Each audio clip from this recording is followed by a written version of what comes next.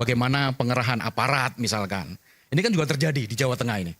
Aparat itu misalnya siapa? Istri polisi misalkan. Istri polisi dikerahkan untuk membantu Lutfi misalkan. Nah ini menurut saya. Ini data dari mana? Ntar dilaporin lagi kayak saya. Karena memang harus kita yakinkan bahwa semuanya bisa kita amankan. Bapak Ibu bertanya kepada saya, jawaban saya. Izinkan saya menyampaikan, saya memilih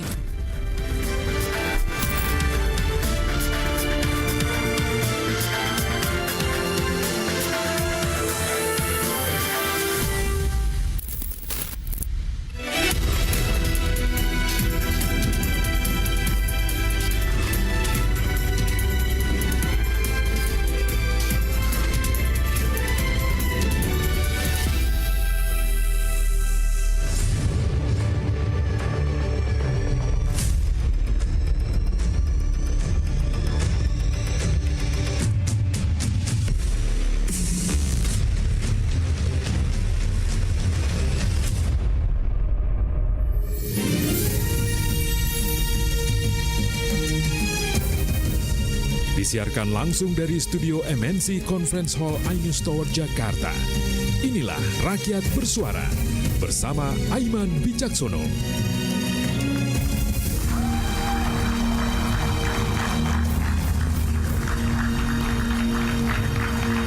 Selamat malam, pemirsa dimanapun Anda berada dan juga hadirin yang berada di MNC Convention Hall iNews Tower Jakarta. Saya Aiman Wicaksono dan malam hari ini kita mendengar selama beberapa hari ke belakang Jokowi versus Anies katanya. Galipnya ini bukan hanya sekadar bicara pilkada, tapi ada kelanjutan pertanyaannya. Ada banyak spekulasi yang menyertainya. Seberapa besar efek keduanya dan mengapa keduanya harus turun gunung? Pemirsa, inilah Rakyat Bersuara.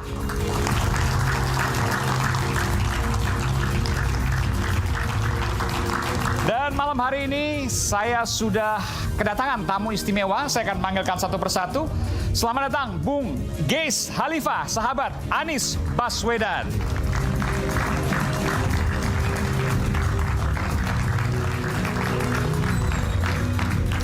Bung Geis, selamat malam. Malam, assalamualaikum. Iya. Waalaikumsalam warahmatullahi wabarakatuh. Ini masa tenang, kita bukan bicara soal pilkada, tapi kita bicara soal endorse Anies versus Jokowi. Siap. Setuju ada istilah itu endorse Anies versus Jokowi? Saya kira bukan endorse ya. Bukan? Oh, Mas Anies nggak endorse itu? Bukan, maksudnya bukan dalam cuma kerangka Oke. endorse, tapi ini kesamaan ide tentang warga, maka Anies memberikan dukungan kepada Mas Pram dan Bang Dul. Jadi bukan sekedar endorse. Oke. Ini adalah sebuah perjuangan bersama. Oke. Baik, nanti kita akan lihat versusnya itu apakah benar atau enggak. Ini kita bicara bukan hanya, ini bukan soal pilkada sebenarnya, tapi bicara 5 tahun ke depan, 2029, benarkah? Nanti kita akan bicara soal itu. Siap. Baik, Bang Ges, terima kasih. Selamat malam. Selanjutnya ada Mbak Irma Huta Barat. Oke, nanti kita akan panggilkan. Lanjut kita ke Bung Adian Napitupulu, politisi PDI Perjuangan. Ini baru saja tiba, Bung Adian. Bung Adian sebelah sini nanti. Selamat malam, Bung Adian. Malam. Iya. Tiba-tiba keduanya turun gunung, nanti kita berikan kesempatan ada Bung Adian untuk menyampaikan apa yang Bung Adian rasakan. Jokowi versus Anies, ada nggak sedikit yang mau disampaikan? Anies KTP-nya mana ya? Jakarta. Dia memilih Pramono Anung, nggak mengendorse. Dia memilih. Oke. Maksudnya kan kalau Pak Jokowi Solo kan? KTP-nya mana Pak Jokowi? Solo, Jawa Tengah. Dia yang endorse. Oke, itu bedanya nanti ya? Bedanya ya. Oke. Oke. Kita lanjut ke Bung Andi Azwan, Wakil Ketua Umum Joman Prabowo 08. Iya. Bung Andi Azwan, selamat malam Bung Andi. Selamat malam. Iya. Jadi penting gitu ya, ada hari-hari terakhir ini luar biasa endorsement. Tapi katanya tadi bukan, ada endorse, ada memilih gitu ya. Tapi nggak usah sebutin calonnya karena kasihan nanti yang nomor 2 kan kalau kita bicara Jakarta. Tapi ini kan bukan bicara soal Jakarta, jadi bicara soal Indonesia. Ya, kalau dibilang endorse, bukan endorse, total football. Total football, kenapa? Dukung penuh. Dukung penuh. Dukung penuh. Karena apa? Kesamaan, ya, kesamaan dalam hal yaitu adalah keyakinan dan pekerjaan keras. Oke, ini sesuai dengan Jokowi lah. satu frekuensi lah Satu gitu. frekuensi. Oke, baik. Baik, terima kasih Bung Andi. Tapi kita bukan bicara soal dukung-mendukung ya sekali, karena ini bukan bicara soal pilkada, ini bicara soal ada apa di baliknya. Oke. Dan selanjutnya adalah pengamat politik Bung Ari Junaidi. Bung Ari.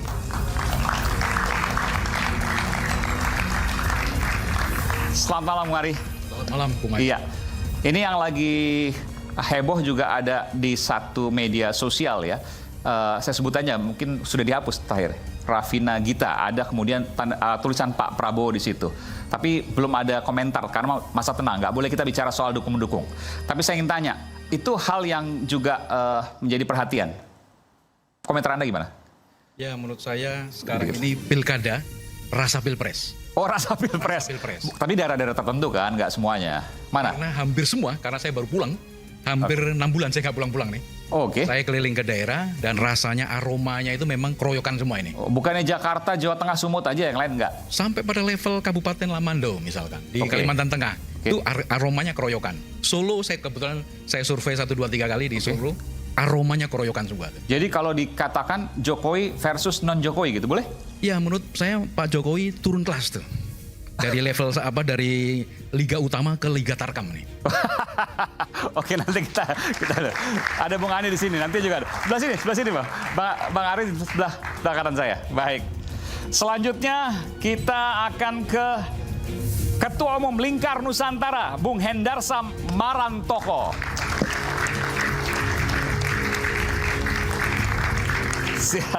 Tumben nggak banyak kantong sekarang. Oke, Bung Hendarsam, ini harus dijawab dulu nih tadi Bung Ari Junaidi. Pak Jokowi turun kelas dari Liga Nasional ke Tarkam. Tarkam itu apa? Liga Antar kampung. Bola itu dikenal dalam istilah bola ya. Oke. Enggak juga lah sebenarnya ya. Susah saya menjawabnya kalau masalah itu. Ini kan masalah dari diksi presiden ya. misalnya. Ini masalah diksi, endorsement ke pilkada-pilkada. Ya, masalah diksi dan retorika saja, bahwa endorse mendukung itu memang ada selalu di tiap kontestasi pemilu kita. Di Pilpres juga seperti itu. Ya, okay. Jadi tidak ada hal yang terlalu dipermasalahkan juga tentang masalah itu. Di 2019 ya kan, beberapa tokoh mendukung Prabowo Sandi, beberapa tokoh dan menteri. Itu biasa aja. Biasa. Walaupun presiden 2 periode. Nggak ada masalah. Nggak ada Nanti masalah. kita bisa Baik. jelaskan tentang masalah itu. Oke, baik. Ya? Baik. KTP Solo, Jakarta nggak ada masalah, oke? Baik, Bung Hendarsam. Ada satu lagi sebenarnya, Bung Ray Rangkuti. Ia adalah Ketua Forum Lingkar Madani 5. Tapi nanti kita akan panggilkan karena masih dalam perjalanan. Baik, saya akan panggilkan nanti Mbak Irma Huta Barat karena masih juga dalam perjalanan, nanti akan menempati kursi di sana, sementara Bung Ray Rangkuti di sana. Baik, kita akan lanjut ke Bung Geis. Bung Geis, kalau tadi disampaikan bahwa tiba-tiba ada Anies Baswedan, Joko Widodo, ya, 2 sosok yang banyak simpatisannya, banyak mendukungnya, tiba-tiba kelihatan di hari-hari terakhir. Fenomena apa ini? Silakan. Tapi nggak usah sebut endorse di calon mana ya, karena masa tenang nih, nggak boleh. Gimana cara ceritanya kalau kagak? Iya kan udah tahu semuanya. Iya, maksudnya gini kan kenapa Anies tiba-tiba berada dukungan kepada Pram dan Dul. Oke. Ya kan? Itu begini. Ya, silakan. Anies itu setelah dia gagal menjadi gubernur, setelah penjegalan terhadap dia berhasil, dan pemufakatan jahat tanggal 19 Oktober itu dilangsungkan, lalu pada saat 27, 28, 29 proses berjalan, di tanggal 30 Agustus ada ratusan, bukan puluhan, bahkan ratusan warga dari Kampung Bayam, dari Kampung Akuarium, dari warga miskin kota datang ke rumah Anies. Oke. Pada saat itu. Dan hari itu menjadi hari bertangis-tangisannya mereka kepada Anies, yang mereka teriakan, "Pak, kami gelap, Pak. Pak, kami tak tahu lagi bagaimana nasib kami ke depan, Pak. Ya Allah, tolong kami." Mereka menangis meratap kepada Anies. Sebagian besar itu adalah warga Kampung Bayam yang haknya dia, yang sudah mendapatkan nomor rumah, sampai hari ini mereka tidak mendapatkan rumahnya. Dan bagi Anies itu menjadi beban psikologis. Karena dia sudah menjanjikan ketika dia membangun JIS, masyarakat di sana akan dibangunkan rumah. Selesai JIS dibangunkanlah rumah-rumah untuk warga Kampung Bayam. Lalu kemudian Anies tidak berhasil menyelesaikan secara administrasi karena waktunya dia berakhir di 16 Oktober. Tetapi dia sudah buat rapat dengan Wali Kota Jakarta Utara, dengan Jakpro dan lain-lain untuk warga Kampung Bayam itu bisa masuk. Sampai hari ini mereka tidak bisa masuk. 2 tower di Kampung Akuarium sampai hari ini belum terbangun. Lalu banyak lagi hal lainnya buat warga miskin di kota ini tentang akses air bersih dan lain-lain dan sebagainya. Intinya mereka kecewa dan melapor itu ke Mas Anies. Intinya mereka kecewa melapor kepada Anies. Baik. Lalu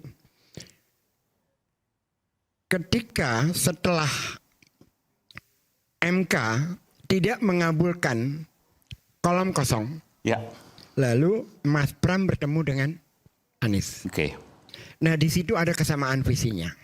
Ada deal yang sangat jelas bahwa Anies mau membantu Mas Pram, mau mendukung asal masalah warga Kampung Bayam diselesaikan, asal masalah warga Kampung Akuarium diselesaikan, agar persoalan-persoalan warga miskin kota yang selama ini menjadi fokusnya Anies juga menjadi visinya Mas Pram. Alhamdulillah itu ketemu dan memang visinya Mas Pram dan Bang Dul juga sama, visinya ke sana. Jadi itu, nggak ada kaitan ke faktor tiba-tiba Pak Jokowi masuk. Nggak ada korelasinya itu. Sama sekali. Nggak ada. Dan waktu, saya tahu Bung Geis dekat dengan Mas Anies Baswedan. Ketika Pak Jokowi masuk kemudian, dalam tanda kutip ya, mengendorse calon yang satunya. Ya. Tadi karena saya sebutan juga, ke Ridho ya, Ridwan Kamil Suswono. Lalu kemudian Mas Anies sempat berbicara apa? Nggak bicara. Jadi sama sekali. Sama sekali. Jadi dia suruh kita menahan diri agar tidak dihadap-hadapkan dengan Pak Jokowi. Gimana? Dia suruh kita menahan diri agar tidak dihadap-hadapkan dengan Pak Jokowi. Oh, sempat bicara seperti itu? Anies kan orangnya yang sangat tidak mau ya dalam posisi yang dihadap-hadapkan. Kan enggak. Bahkan pada saat kampanye Akbar terakhir, karena dia dengar para mantan presiden akan hadir di kampanye Akbarnya Ridwan Kamil, Anies lebih memilih datang di kampanye Pramono yang dia buat sendiri dengan 15.000 relawan. Dia nggak datang waktu itu, Dia nggak datang. Hanya dan keluarganya. Dia ikut ke Kapuk, tapi anak-anaknya datang. Ya. Ya. Oke. Ada komentar sini? Tidak dihadap-hadapkan dan tidak ada kaitan dengan Pak Jokowi. Ya, kalau kita lihat ini memang tidak dihadapkan, ya saya setuju untuk itu. Karena itu udah fatsun lah ya. Ya sebagai pemimpin, baik mantan pemimpin nasional dan pemimpin daerah. Tapi kalau kita lihat ini, pada dasarnya Pak Jokowi ini adalah seorang yang demokrat kok. Seorang yang benar-benar bagaimana bisa memperhatikan walaupun dia sudah tidak lagi jadi presiden, sebagai negarawan. Contohnya? Ya contohnya ya kita lihat saja apa yang dia lakukan ya kan. Selama ini dia mengamati. Kalau masuk ke endorsement atau katakanlah mendukung. Dan sering kan beberapa calon ya, Jawa Tengah. Ya, kalau bicara itu kan dia Jakarta. punya hak lah ya, karena kan sudah jadi warga biasa, bukan seorang presiden lagi gitu. Bahkan beberapa kabupaten kota juga sempat viral itu. Ya kita konsentrasi lah ke dua daerah lah. Misalnya Jawa Tengah dan biar adil, biar semuanya juga Jakarta gitu. Oke. Ya kan? Silakan. Kalau kita lihat itu. Ini boleh kita menyentuh bicara pilkada ya DKI? Boleh, tapi sebenarnya tidak boleh untuk kemudian menguntungkan calon tertentu. Itu kan yang kemudian aturan masuk. Ya ini masalahnya susah juga karena posisi saya adalah Jokowi Mania dan jelas itu ada mendukung untuk pasangan Ridho gitu loh. Oke. Ya kan, karena sudah dibahas tadi juga kan oleh Bung Geis. Tapi ini kan cerita soal Jokowinya ya, bukan soal calonnya. Silakan. Pak Jokowi itu kan melihat gitu, dia punya kesamaan gitu dengan pasangan Ridho ini, ya kan? Dia melihat sama-sama pernah jadi gubernur, sama-sama sukses lah untuk di daerahnya, di daerah Jawa Barat dan di daerah DKI Jakarta gitu. Punya kesamaan seperti itu. Itu yang membonding ya.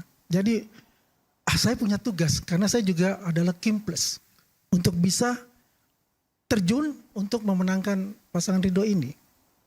Itu sah-sah saja. Ya, karena dia bukan presiden lagi. Ya kan? Sebagai warga negara dan punya kewajiban itu. Karena juga ya biar bagaimanapun beliau juga dibantu oleh partai-partai yang mendukung dia. Jadi seorang Jokowi yang kemudian mengendorse calon, kalau bicara Jakarta, ada juga Jawa Tengah misalnya, ada beberapa daerah lain. Ya karena memang sudah tidak lagi menjabat sebagai presiden dan sah-sah saja. Sah-sah saja. Nggak ada salahnya. Nggak ada salahnya. Dan nggak ada kaitan juga di Jakarta ketika kemudian head to head dengan Anies. Nggak ada masalah dengan Pak Anies kok. Sama-sama alumni UGM, sama-sama baik kan.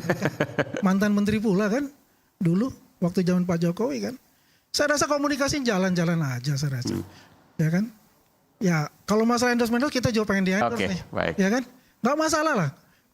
Mas Ari, silakan. Ada komentar soal ini? Nggak ada masalah, Pak Jokowi nggak ada masalah kok. Karena memang udah nggak jadi presiden. Iya, idealnya sebagai bapak bangsa lebih fokus. Kan janji Pak Jokowi ingin hidup menikmati dengan cucu-cucunya ya. Sebagai tokoh bangsa akan lebih elok gitu ya, menarik diri. Kalau saya lihat kemarin, karena saya kebetulan ada di Solo. Saya ada di Solo dan ada di Jawa Tengah. Kebetulan saya melakukan survei di 3 kali di Solo. Oke. Ternyata Ini survei independen nih? Saya ada salah satu yang memesan. Oh, oke, baik. Tapi tetap mengedepankan fair ilmiah ya. Jadi ternyata juga masyarakat Solo juga tidak terpengaruh dengan nama besar Pak Jokowi. Dan hasil survei itu menunjukkan bahwa trennya yang tidak didukung Pak Jokowi justru yang melejit. Oke. Walaupun yang sekarang terlihat.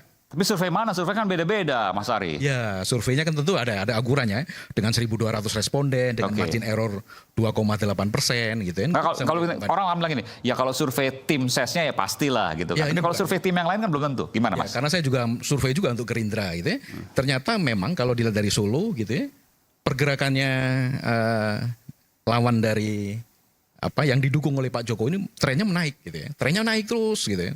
Yang didukung oleh Pak Jokowi? Yang tidak didukung. Oh, tidak didukung. Oke, baik. Sedangkan yang didukung Pak Jokowi ini trennya menurun gitu ya. Karena apa? Masyarakat Solo juga mulai cerdas kan. Siapa yang akan dipilih, siapa yang akan dilihat. Gitu. Ini tapi hanya di Solo maksudnya? Di Solo. Oke. Kebetulan saya juga survei di Semarang juga. Semarang. Dan memang trennya juga tidak seperti itu ya. Tidak selalu linear. Yang didukung Pak Jokowi akan melesat nggak juga. Tetapi memang saya melihat gitu ya. Ini suasananya beda dengan Pilpres. Suasananya beda dengan Pilpres. Masyarakat sudah bisa melihat gitu ya siapa calon yang dipilih. Bahkan saya lihat sampai detik terakhir ini tebus murah. Tebus murah itu misalkan telur 5 kilo. Sampai masa tenang ini? Iya, sebelum masa tenang di Pucang Sawit. Oh, sebelum masa tenang. Iya, sebelum masa tenang ini. Iya. Misalkan telur 5 kilogram ditebus dengan 5.000. Nah, itu dilakukan oleh yang orang di-endorse oleh Pak Jokowi misalkan. Nah, survei juga menemukan temuan-temuan seperti tadi. Misalkan beras itu harganya 15.000 misalkan, hanya ditebus 3.000 gitu. Jadi memang trennya memang sekarang walaupun serangan fajar tidak ada, tebus murah. Itu di Kalimantan Tengah juga sama nih. Dalam tanda kutip gaya-gaya Pilpres lalu kan? Gaya Pilpres lalu, tapi sekarang dengan modus pasar murah. Oke. Di Kalimantan Tengah juga sama. Kebetulan Kim Plus pecah. Kim Plus pecah, cuma Gerindra ini dengan dibantu partai lain dengan melakukan modus pasar murah juga. Harganya 175.000 malah tidak dibayar. 20.000 dibayar oleh Pak Gubernur Sugianto Sabran, kebetulan dari Gerindra kan. Ya. Nah ini yang menjadi ketakutan warga tentang bahwa pemilu kali ini apakah aromanya walaupun tidak seperti Pilpres, tetapi nuansa-nuansa tebus murah ini yang sekarang menjadi modus di pilkada. Anda menilai bahwa sekarang ini suasananya nggak beda jauh dengan Pilpres? Iya, walaupun skalanya lebih rendah ya. Skala lebih rendah itu karena tersegmentasi dalam daerah-daerah. Ada gubernur, ada kabupaten misalkan. Jadi bakal besok ini tentu hasilnya jauh apa dekat dengan hasil-hasil survei? Saya dekat dengan survei. Dekat dengan survei. Meskipun survei juga dekat antara satu calon dengan calon yang lain kan? Ya, sebetulnya marginnya nggak begitu banyak. Kebetulan saya juga terlibat di Jawa Tengah ya. Jawa Tengah saya melihat bagaimana massa di bawah itu juga luar biasa. Begitu ketatnya ya. Bagaimana pengerahan aparat misalkan. Ini kan juga terjadi di Jawa Tengah ini. Aparat misalnya siapa? Istri polisi misalkan. Istri polisi dikerahkan untuk membantu Lutfi misalkan. Nah ini menurut saya. Ini data dari mana? Ntar dilaporin lagi kayak saya. Karena memang temuan-temuan di masyarakat seperti itu. Dan hasil survei juga. Oh ini informasi dari masyarakat? Ya teman-teman di lapangan. Oke. Baik. Ini udah pinggir-pinggir jurang bicaranya. Tapi kita akan lanjutkan selepas jeda. Sebelum jeda saya akan panggil dulu Inang Irma Huta Barat. Kita berikan tepuk tangan. Inang Irma Huta Barat, politisi Partai Solidaritas Indonesia. Inang, apa kabar?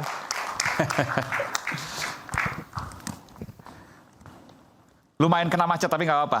Masih ada waktu. Terima kasih. Apa kabar Aiman? Baik. Sehat-sehat Inang ya? Sehat-sehat, alhamdulillah. Ini saya berdiri apa duduk? Duduk nanti, Inang. Nanti kita akan kembali saat lagi. Tetaplah bersama kami di Rakyat Bersuara.